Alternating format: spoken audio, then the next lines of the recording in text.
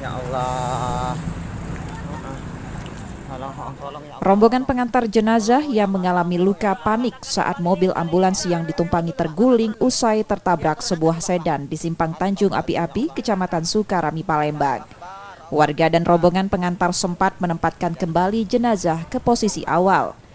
Menurut salah satu warga, peristiwa terjadi saat ambulans melaju dari arah Talang Jambe menuju Soekarno-Hatta. Kemudian datang sedan dari arah Bandara SMB 2 Palembang menuju Jalan Nurdin Panji menabrak mobil ambulans. Saat terguling, sopir dan pengantar jenazah sempat kesulitan keluar mobil ambulans. Memang posisinya memang ngebul kan ambulansnya. Iya, mobil yang merah tuh ngebut juga. Iya, dan tapi posisi yang di sini ini lampu merah.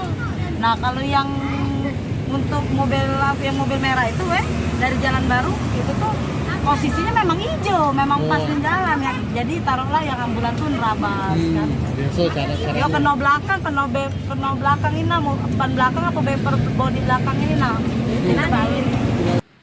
Tidak ada korban jiwa dalam insiden ini, namun akibat kecelakaan tersebut, arus lalu lintas di sekitar lokasi tersendat. Reski Oktora, Muklas Diferensial, Kompas TV, Palembang, Sumatera Selatan.